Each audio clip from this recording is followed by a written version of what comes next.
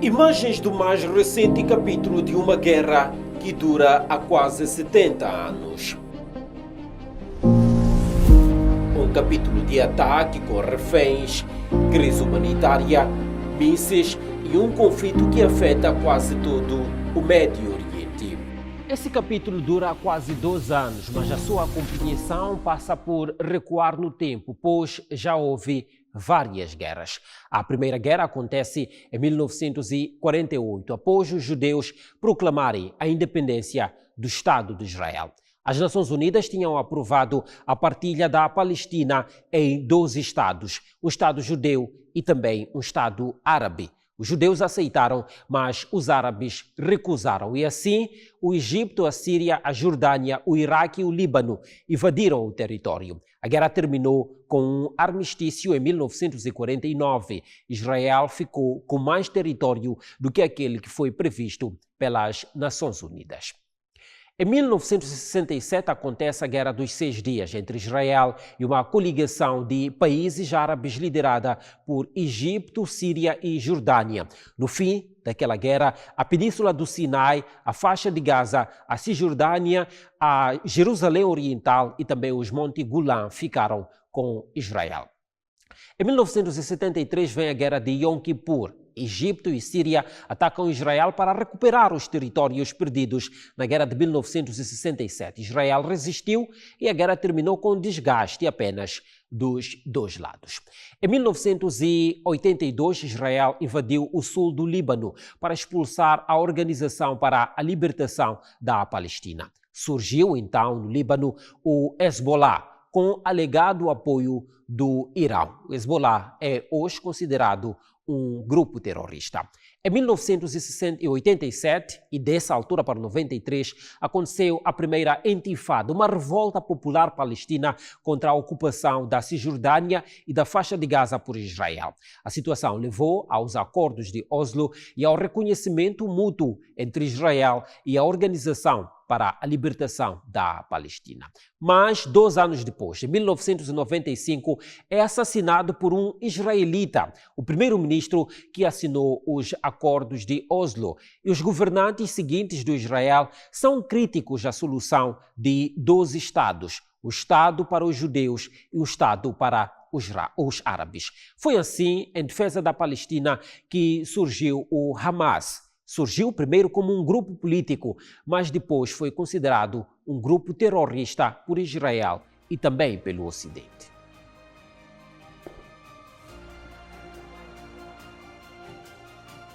A mais recente guerra está em curso desde o dia 7 de outubro de 2023, data em que os israelitas foram surpreendidos por um ataque do Hamas, que resultou na morte de mais de 1000 pessoas e sequestro de mais de 200 civis colocados na faixa de Gaza como reféns.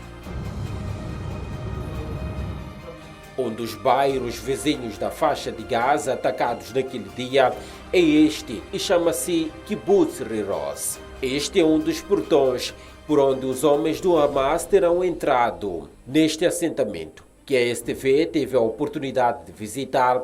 Há ainda o rastro de casas queimadas e inúmeros panfletos pedindo a libertação de reféns. Eles não podem voltar ao kibbutz e reconstruir as casas? A ideia é...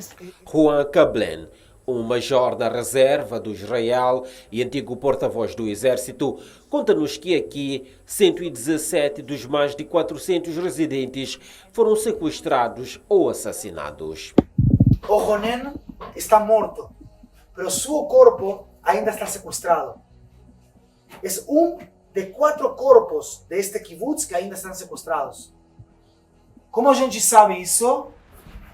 Porque os sequestrados liberados, eles viram seu corpo. Por isso aí nas bandeiras diz assassinado. Neste momento temos 50 sequestrados, 20 vivos, pensamos 30 corpos. Deste kibbutz tem 9 sequestrados, 4 corpos, 1 de Ronen e 5 que pensamos que estão com vida.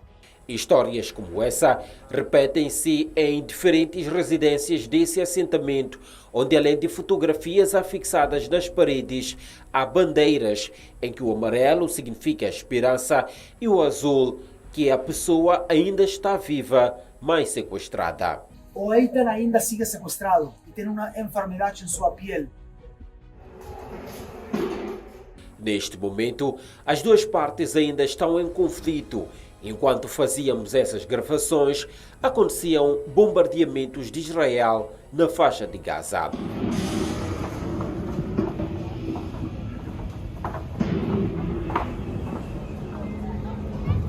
Na mesma região, foi atacado um festival de música eletrônica, onde se encontravam cerca de 3.000 pessoas, maioritariamente jovens. Os dados mais atualizados indicam que um total de 378 pessoas foram mortas, entre as quais os 2 amigos que Mazal Tazaz recorda ao ver uma das fotografias do memorial. It's about a decision of second that saved my life, and I turn around on my stomach and I protect my head like that.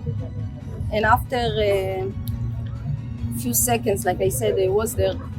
They went to the bushes and he said in English, get up, get up, get up, you. And I know that in that moment, I know that he talked to us. In the same time, I was refused to believe that terrorists talking to me right now. Ela sobreviveu por ter ficado inconsciente após um golpe na cabeça e os invasores terem pensado que estava morta. Ainda no sul do país, na zona de fronteira com a faixa de Gaza, Israel instalou outro memorial.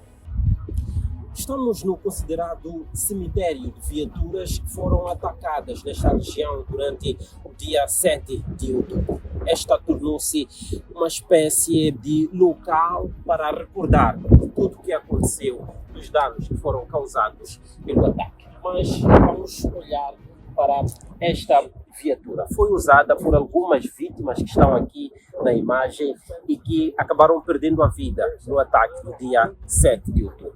Mais do que números, são histórias de vida de centenas, milhares de pessoas que perderam a vida no ataque feito pelo Hamas. Cada uma das viaturas conta uma história com suas particularidades.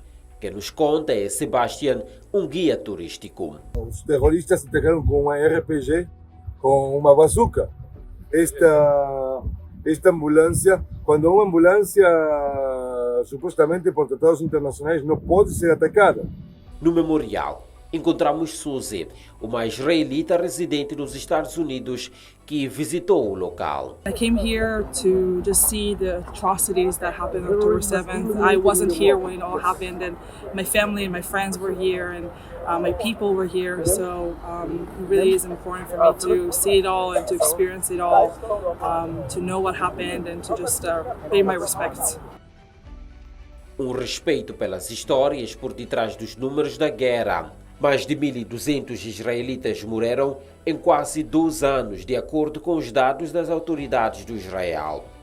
No dia 7 de outubro de 2023, foram sequestradas pelo Hamas 251 pessoas, das quais 135 foram libertas durante os cessar-fogos de 2023 e 2025. Segundo Israel, 75 reféns foram mortos e parte dos corpos repatriados. Neste momento, estima-se que existam 50 reféns nas mãos do Hamas, dos quais cerca de 30 estão mortos. É pelos que ainda estão vivos e que não foram libertos que Israel continua a mover guerra. Há danos humanos dos dois lados, mas relativamente maiores do lado da faixa de Gaza. O Ministério da Saúde de Gaza avança que o conflito já matou mais de 60.000 pessoas. Entre as vítimas, segundo as Nações Unidas, a maioria são mulheres e crianças. As autoridades falam ainda de mais de 140.000 feridos e uma crise humanitária grave causada por fome, já que Israel, por vezes, bloqueia a entrada de ajuda humanitária.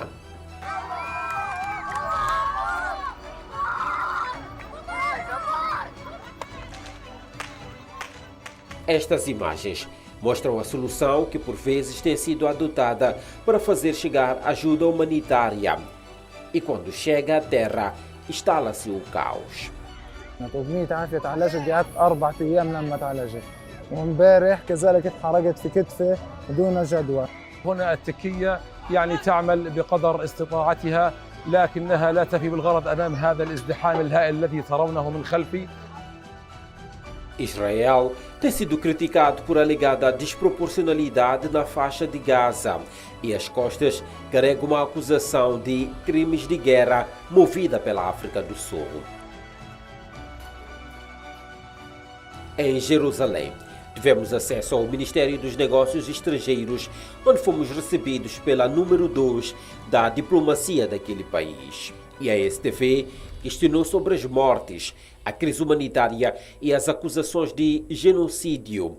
E a resposta foi a seguinte: I think it's the only case in the world where a victim of genocide is holding hostages and holding weapons and arms and is continuously refusing to end the conflict.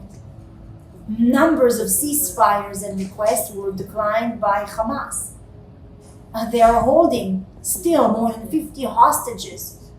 We told Hamas and we told the Palestinians and we told the world on the 8th of October, it took us 3 weeks to set operation to enter into Gaza to bring back our family members. More than 250 babies and children and women were abducted into Gaza. If your family would have been there, what would you do? Questionou e disse mais. Para a diplomata, o exército israelita tem protegido os palestinianos para evitar a escalada de morte de civis. Look on almost any other conflict. What are the numbers? Far higher. We are doing everything possible in our capability, things that no other army is doing in order to avoid civilian casualty. Your army don't do it, the American army don't do it, the British army don't do that. Mas o embaixador da Palestina em Moçambique, entrevistado sobre o conflito na faixa de Gaza, tem um pensamento contrário. 160.000 feridos é Hamas? 60.000 mártires, crianças, mulheres é Hamas? Não é isso. Israel tentar para mobilizar o mundo a fim da sua alvos mau que quer fazer na faixa de Gaza. Antes de Hamas fazer ataque contra Israel, o que estava Israel fazer na Cisjordânia? O que Israel faz durante mais de 17 anos do bloqueio contra a faixa de Gaza? Israel lançar uma guerra de fome contra a faixa de Gaza, contra 2 milhões de pessoas. Our enemy is your enemy.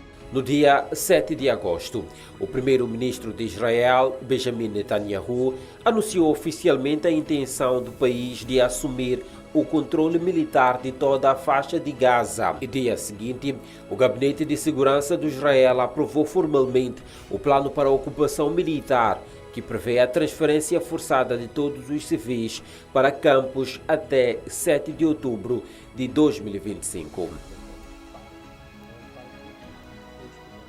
Para o acadêmico e especialista em assuntos do Médio Oriente, Abdullah Manafi, o conflito e a posição do primeiro-ministro podem ter uma explicação. O que está a acontecer agora não é mais do que o desviar de atenções, particularmente por 2 razões.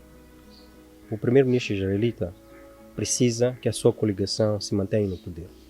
E a coligação que ele tem só se manterá quando os conservadores, chamados hardliners, puderem sentir que ele apoia a causa deles, que é não o Estado palestiniano, expansão dos colonatos, tudo que possa trazer o aumentar da soberania e do prestígio do Estado de Israel. E também os casos judiciais que estão contra o primeiro-ministro. Se for fazer uma leitura muito próxima do que está acontecendo, vai notar que muitos desses ataques começaram quando o primeiro-ministro era chamado para ir depor nos tribunais. E sempre acabavam desviando essa atenção, porque os telejornais abriam com o quê? Não abriam já com os casos judiciais, mas abriam com ataque ao Hezbollah, com ataque ao Irão, ao Gaza, etc. A faixa de Gaza faz fronteira com a região sul de Israel, mas o país tem outra preocupação de segurança a norte, na fronteira com o Líbano. Esse problema chama-se Hezbollah. Na província histórica da Galileia, escalamos o ponto alto da região montanhosa, a fim de saber como os israelitas asseguram a segurança fronteiriça. Estou neste momento a observar uma zona importante para a compreensão do conflito que envolve Israel. No fundo, estão 3 zonas consideradas importantes. Comecemos por este lado, mas à direita, lá ao fundo estão os montes Golan. A partir de lá e mais ao fundo está a Síria, um outro país que esteve durante muito tempo envolvido no conflito, que agora experimenta um bocadinho de paz com o novo regime. Deste lado, se observarem, há um lado mais próximo a mim, onde há vegetação verde, é o território do Israel. A partir da zona onde não há vegetação verde, é a zona do Líbano. Estabelece-se por aqui a fronteira. Esta é uma frente de combate entre as forças do Israel e o grupo considerado terrorista Hezbollah. Há ataques que aconteceram nestas regiões, afetando, aliás, comunidades e também bases das forças armadas do Israel. E lá mais ao fundo está o mar Mediterrâneo. Esta é uma das frentes para dizer que, além do conflito na faixa de Gaza, esta é uma outra componente importante para a paz deste país. O Hezbollah iniciou ataques ao norte de Israel a 8 de outubro de 2023, após a invasão do Hamas, alegadamente em solidariedade ao grupo. Sarid serviu ao exército por mais de 15 anos e está à frente de uma instituição que faz estudos de segurança desta fronteira. I will not know when and if Hezbollah will change his mind. I will not have this intelligence. I didn't have this intelligence in October 7th, and I will not have this intelligence in the future. And that's why IDF is here, in those positions in Lebanon, in positions in Israel. And that's why you see those strikes against any try of Hezbollah to come back to the south. And that's why you still see the destruction on the Lebanese side, because once they will rebuild their houses, there will be terrorist activity in every house, as long as Hezbollah exists in Lebanon. Mas este não é o único problema. Recentemente, o Israel entrou em confrontos com o Irão na chamada Guerra de 12 Dias. Houve mortes, feridos e várias infraestruturas destruídas.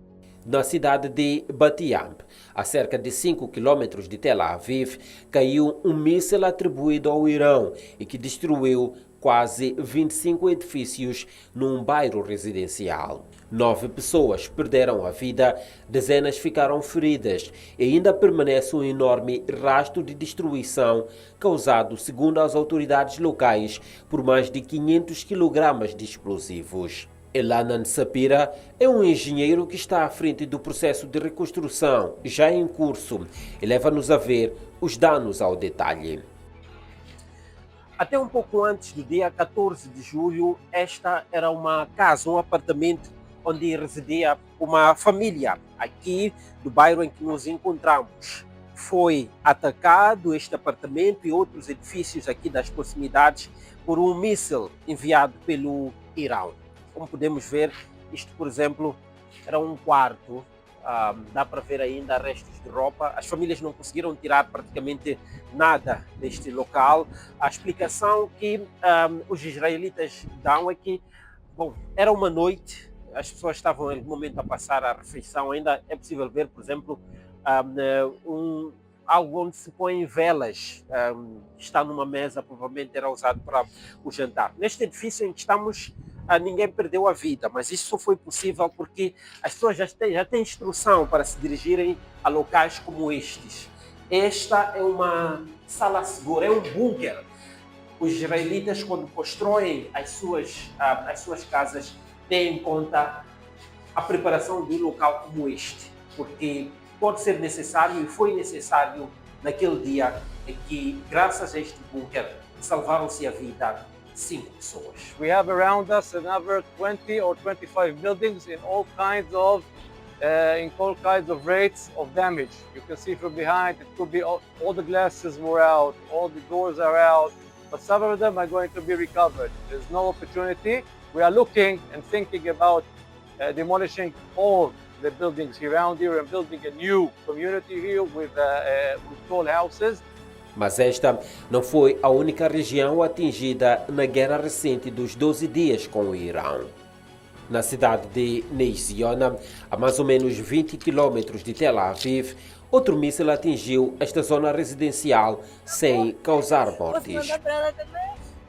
Já no centro da cidade de Tel Aviv, outro míssil atingiu este edifício na imagem, bem ao lado do Ministério da Defesa. Quando a gente fala do Irão, esta perspectiva provavelmente foi para testar até que ponto o Irão é capaz de entrar numa guerra assim a grande escala com Israel. E Israel, até certo ponto, na minha opinião, perdeu esta guerra dos 12 dias, porque foi preciso os Estados Unidos entrarem para poder que a guerra terminasse nos 12 dias, porque percebeu-se que o arcabouço militar de Irão estava disponível para continuar com a guerra. Mas afinal, o que está por detrás da guerra no Médio Oriente e que saídas existem para a paz? This is a religious war. The Jewish state is only the first one. But the other nation, in particular Christian communities, are at the greatest risk next. And I tell you that because we know what persecution is. Reconhecimento como Estado da Palestina é princípio e fundamental passo para conseguir conquistar e implementar solução de 2 Estados e conquistar a paz duradoura na Palestina. As visões são diferentes.